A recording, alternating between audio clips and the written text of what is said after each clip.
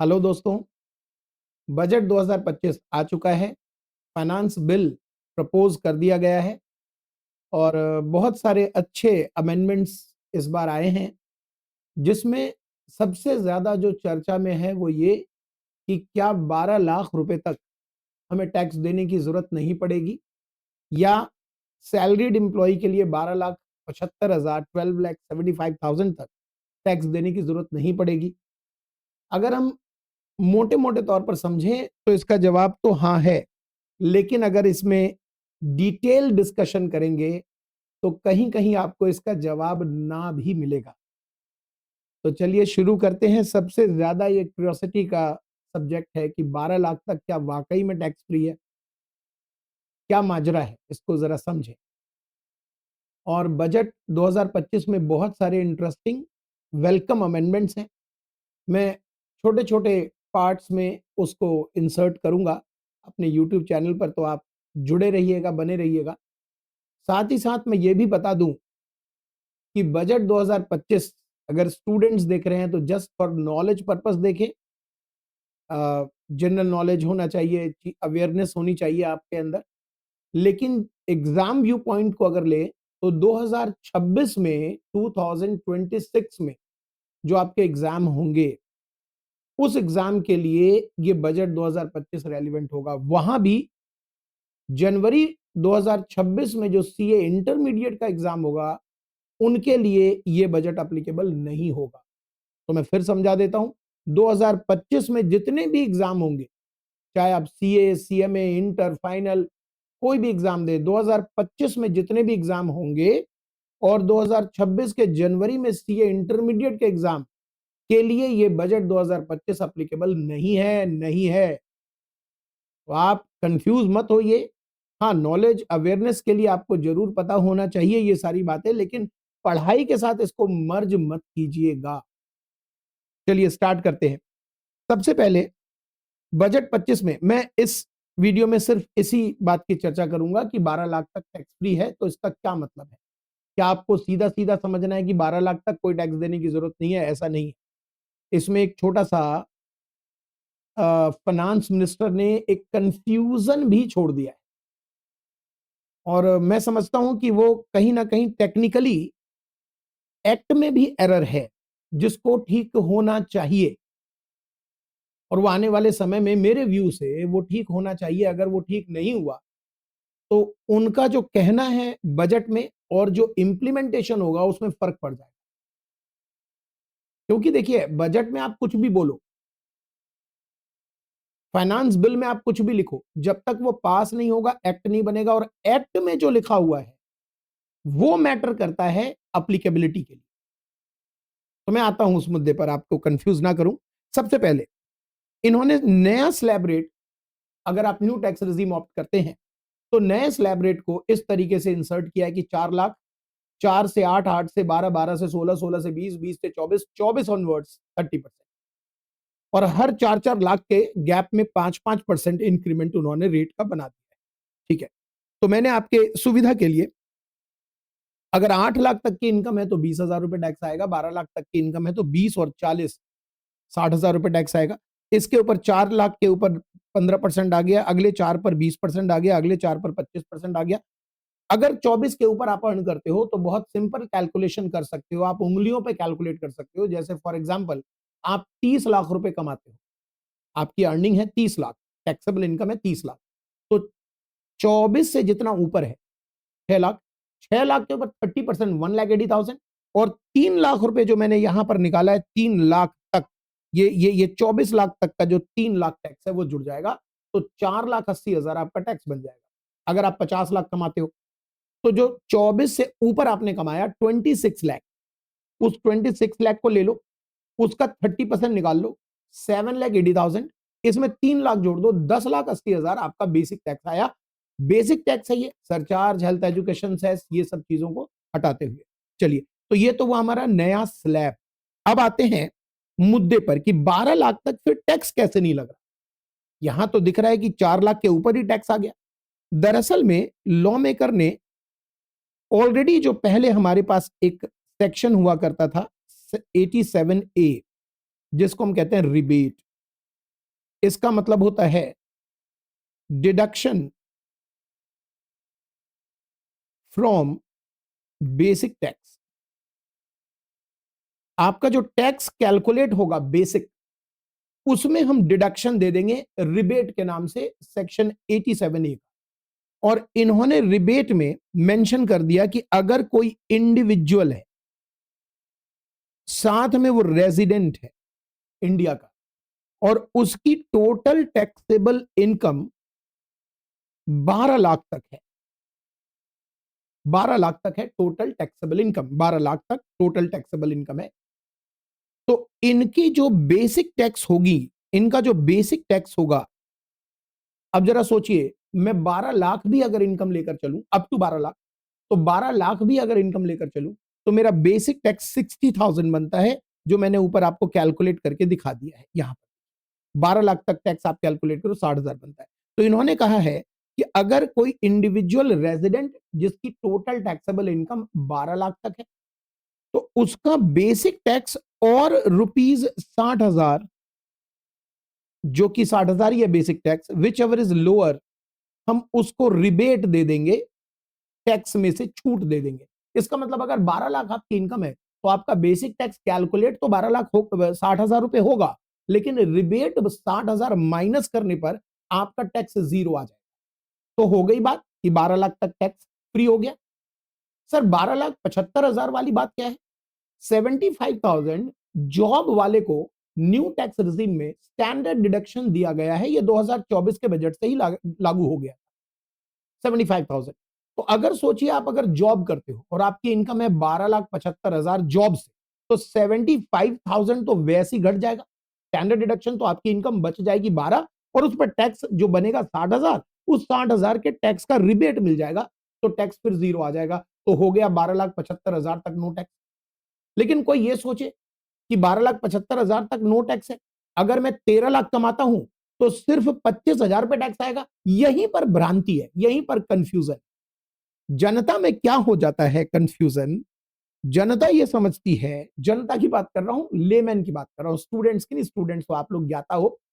जनता ये समझती है कि जब हमें फाइनेंस मिनिस्टर ने कहा है 12 लाख तक टैक्स नहीं लगेगा और स्लैब रेट ये दिया है, तो अगर मेरी इनकम 13 लाख है, तो जनता ये सोच रही है कि 12 लाख तक तो जीरो टैक्स बताया उन्होंने, बचा 1 लाख, उस 1 लाख पर हम 15% वाले स्लैब से टैक्स दे देंगे, 15,000 रुपए टैक्स आएगा। ये बिल्कुल गलत है।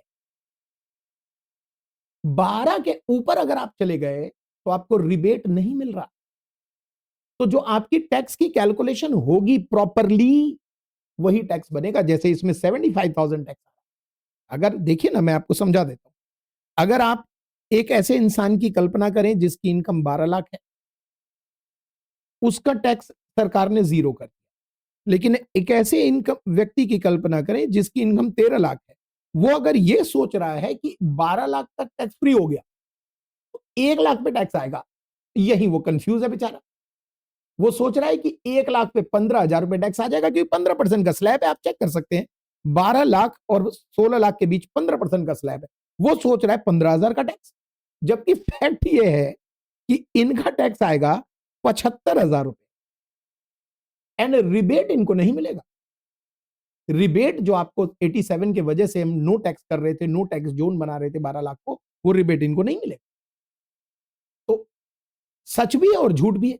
अभी और भी कुछ इसमें कहानियां है, कहानी और भी है। ये तो एक लेमैन को समझाने तक मैंने बता दिया। अगर आप लेमैन हो, थोड़ी बहुत नॉलेज आप रखते हो, तो आप यहां तक मेरी बात को अच्छे से समझ गए होंगे कि 12 लाख तक टैक्स फ्री उनके लिए है जिनकी इनकम 12 लाख तक ही है। जैसे ही 12 के ऊपर इनकम हो गई, वो अपने आप को टैक्स फ्री 12 लाख तक ना समझे। और दूसरी बात, अगर आप नॉन रेजिडेंट के स्टेटस में आ रहे हो, तब आप अगर समझ रहे हो कि आपको रिबेट मिल जाएगा, 12 लाख तक टैक्स फ्री हो जाओगे, तो वो नहीं है पॉसिबल। बहुत लोग एनआरआई इंडिया में कमा कर इंडिया में टैक्स दे रहे हैं, तो वो अगर ये समझे कि 12 लाख तक टैक्स फ्री है, तो वो भी गलत समझ, उनके लिए तो नहीं है, बिकॉज रेजिडेंट होना जरूरी है। अब आते हैं नेक्स्ट मुद्दे पर। यहां थोड़ा सा टेक्निकल लोग अगर जो आप सुन रहे हैं मुझे, आप प्रोफेशनल हो, आप प्रैक्टिसिंग में हो, तो आप मेरी बात को आसानी से समझ पाओगे। आप स्टूडेंट्स हो तो भी समझ पाओगे। लेमन को थोड़ा सा समझना मुश्किल रहेगा, बट मैं कोशिश करूंगा कि लेमन को भी समझ आ जाए। अब मान लेते हैं कि एक आदमी है जिसकी इनकम 12 लाख ही है, ज्यादा नहीं है। अब ये सोच रहा है कि 12 लाख तक टैक्स फ्री है, लेकिन प्रश्न यह है कि इस 12 लाख की जो इनकी टोटल इनकम है, इस टोटल इनकम में इनकम दो प्रकार की होती है। एक होता है स्पेशल इनकम और एक होता है नॉर्मल इनकम।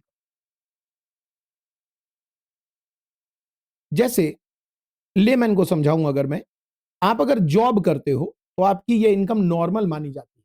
आपका मकान का किराया आता है तो एचपी की इनकम नॉर्मल मानी जाती है। आप किसी भी तरह का बिजनेस करते हो, प्रोफेशन में इंगेज हो, सर्विस रेंडर करते हो, तो बिजनेस प्रोफेशन की इनकम नॉर्मल इनकम मानी जाती है, चाहे आप किसी भी प्रकार का बिजनेस करो।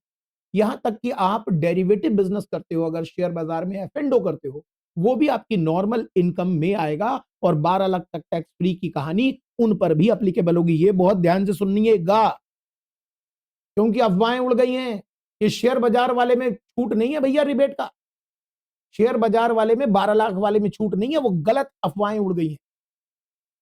अगर आप अपने शेयर को एफ&ओ में काम कर रहे हो, कैश मार्केट में काम नहीं कर रहे, एफ&ओ में काम कर रहे हो, तो वो भी नॉर्मल इनकम काउंट होगा और उस पर भी 12 लाख की छूट वाली बात अप्लीकेबल होगी। तो फिर एफ&ओ के अलावा क्या बच गया? एफ&ओ के अलावा बच गया आपने शेयर ट्रेडिंग की कैश मार्केट में।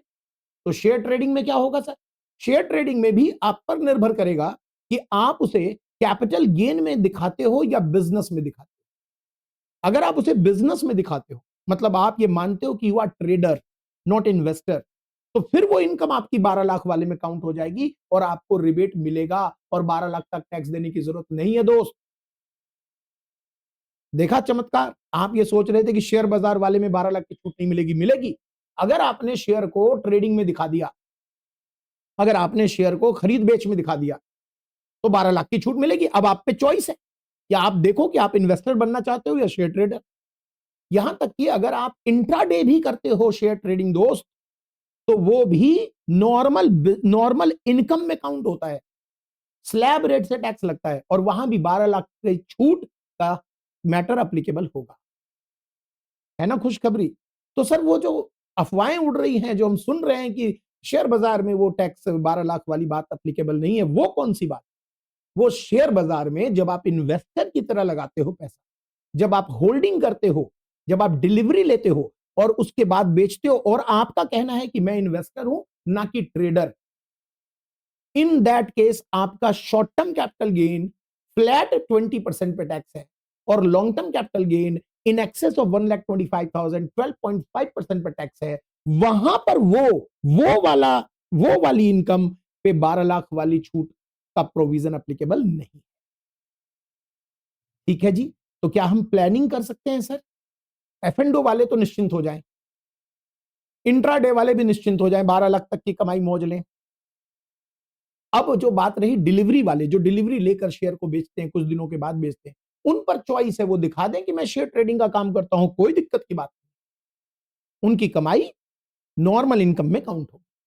ठीक है, तो पीजीबीपी हो गया। इसके बाद आपका जो अदर सोर्सेस की इनकम है, जैसे कि डिविडेंड है, जैसे कि ब्याज है, ये सब आपकी नॉर्मल इनकम में काउंट होगी। इसके बाद कैपिटल गेन में जो एसटीसीजी है, शॉर्ट टर्म कैपिटल गेन है, except except share market, share market को छोड़कर जो शॉर्ट टर्म कैपिटल गेन है, जैसे जमीन बेचकर शॉर्ट टर्म आया, ज्वेलरी बेचकर शॉर्ट टर्म आया, गोल्ड बेचकर शॉर्ट टर्म आया, मकान बेचकर शॉर्ट टर्म आया, ये सब शॉर्ट टर्म कैपिटल गेन भी नॉर्मल इनकम में आएगा, 12 लाख तक वाली छूट में एप्लीकेबल होगा। स्पेशल इनकम में जैसे आपके पास आ जाता है लॉन्ग टर्म कैपिटल गेन और शॉर्ट टर्म कैपिटल गेन 111 ए।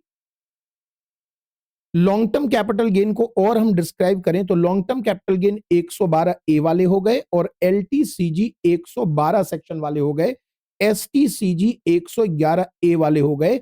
और इसके अलावा और भी अदर स्पेशल इनकम है जो इनकम टैक्स के चैप्टर 12 में आता है। अब यहां पर थोड़ा टेक्निकल मैन को ज्यादा समझ आएगा, लेमैन को थोड़ा कम समझ आएगा, मैं कोशिश कर रहा हूं। देखिए, ये वाला जो एलटीसीजी है ना 112 ए वाला, ये है शेयर बाजार का LTCG, long term capital gain, ठीक है, मोर देन 1 ईयर है लॉन्ग टर्म कैपिटल गेन। ये जो एलटीसीजी है 112 वाला, ये शेयर बाजार को छोड़कर, जैसे जमीन बेचा, मकान बेचा, ज्वेलरी बेची, इन सबको बेचकर जब लॉन्ग टर्म आ रहा है तो वो 112 वाला है, ठीक है। 111 ए वाला शॉर्ट टर्म है शेयर बाजार के लिए, ठीक है। अदर स्पेशल इनकम है, जैसे लॉटरी है आपके पास, गैम्बलिंग आप कर रहे हो, लॉटरी गैम्बलिंग आ गया, जैसे आ गया आप वो करते हो, ऑनलाइन गेमिंग करते हो, ऑनलाइन गेमिंग खेलते हो, ड्रीम 11 खेलते हो, वो सब स्पेशल इनकम में आ गया, बिटकॉइन वगैरह खरीद बेच करते हो, वो स्पेशल इनकम में आ गया, वो चैप्टर 12 में कवर्ड। चैप्टर 12 में ये सारी इनकम कवर्ड है, 112 वाला भी, 112, 112 ए, 111 ए, ये सब चैप्टर 12 का ही पार्ट। अब देखिए फाइनेंस मिनिस्टर ने स्पीच में कुछ और बोला है, और एक्ट बनकर क्या आएगा वो देखिएगा, कुछ और आएगा और वहां हो जाएगी गड़बड़ी। दिखाता हूं स्पीच में क्या बोला है। स्पीच में इन्होंने ये बोल दिया, देखिए स्पीच में 12 लाख तक टैक्स फ्री है। अगर कोई पूछे तो आप क्या बोलोगे इस वीडियो को देखने के बाद, कि टैक्स फ्री है लेकिन due to rebate 87A, due to rebate 87A, and 87A rebate is not easily available for all, it is for individual resident TTI up to ₹12 lakh. अगर टीटीआई 12 लाख के ऊपर चली गई तो वो रिबेट वगैरह गायब हो गई। देखिए फाइनेंस मिनिस्टर ने अपने स्पीच में, मेमोरेंडम एक्सप्लेनिंग फाइनेंस बिल में, और स्पीच में भी मैंने सुना था, आपने भी सुना होगा ये बात, उन्होंने ये कह दिया कि रिबेट जो 87A का है वो हम चैप्टर 12 वाले प्रोविजन, जहां चैप्टर 12 के प्रोविजन लगते हैं, उन इनकम को नहीं देंगे। चैप्टर 12 के प्रोविजन जहां भी लगते हैं उन इनकम को नहीं देंगे। देखिए ये न्यू टैक्स रिजीम का सेक्शन है। Provision new tax regime are subject to other provisions of chapter 12, determination of tax in certain special cases. Hence 87A clearly provides that tax on income chargeable at special rates, जबकि उन्होंने क्या लिखा, that is 111A, 112 etc, यानी सब आ गया उसके अंदर, as specified in various provision of chapter 12 are not included while determining the rebate under first। देखिए रिबेट, यहां पर रिबेट बताया गया है न्यू टैक्स रिजीम में, फर्स्ट प्रोविजन, और जब फर्स्ट प्रोविजन का रिबेट कैलकुलेट होगा तो चैप्टर 12 के जो भी इनकम है, यानी स्पेशल टैक्स रेट वाले, वो अप्लाई नहीं होंगे। ये बात इन्होंने यहां तो मेंशन कर दिया, लेकिन ये एक्ट नहीं है, आपको एक्ट में मेंशन करना पड़ेगा। उन्होंने एक्ट में इंटरप्रिटेशन लिया है कि जब जब न्यू टैक्स रिजीम अप्लीकेबल होगा तो वहां लिखा है subject to provisions of chapter 12, तो इसका मतलब यह माना जाता है दोस्त कि चैप्टर 12 स्पेशल इनकम पर एनटीआर नहीं लगता, न्यू टैक्स रिजीम नहीं लगता। You can't apply new tax regime का slab on special income, because special income पे स्पेशल टैक्स रेट है। बट ये कहां लिखा है कि रिबेट आप स्पेशल इनकम से नहीं ले सकते? इसके लिए आपको लॉ में कहीं लिखना पड़ेगा, आपके मेमोरेंडम से काम नहीं चलेगा। और लॉ में आपने कहां लिखा है मैं बताऊं, मैं बताता हूं। लॉ में आपने यहां लिखा है, इस सेक्शन को जब आप पढ़ेंगे, इस सेक्शन को जब आप पढ़ेंगे तो यहां पर इन दोनों नहीं, माफ कीजिएगा, एक इन सेक्शन को जब, इसको जब आप पढ़ेंगे तो यहां पर क्लियरली मेंशन किया गया है कि रिबेट हम आपको नहीं देंगे। What about others? Memorandum explaining finance bill में क्या कहा गया है कि हम रिबेट स्पेशल इनकम को नहीं देंगे, जबकि एक्ट में आपको क्लियरली मेंशन करना पड़ेगा, तब हम रिबेट इसमें नहीं लेंगे। हालांकि वैसे भी आप जिद करोगे तो भी आपको देखो आईटीआर तो उनका बनाया हुआ है, और आईटीआर का फॉर्मेट तो ऑनलाइन है। जब आपको रिबेट लेने नहीं देंगे तो आप लोगे कैसे? प्रॉब्लम तो ये है ना। एक्ट की लड़ाई तो हम और आप लड़ सकते हैं, लेकिन आईटीआर जब भरेंगे तो वो रिबेट लेने ही नहीं देंगे, तो लोगे कैसे? चाहे वो एक्ट में लिखा हो कि ना लिखा हो, वो तो कोई चैलेंज करे एक्ट को तो जाकर वो बाद में क्लैरिफाई होगा, या फिर एक्ट को अमेंड कर दिया जाए।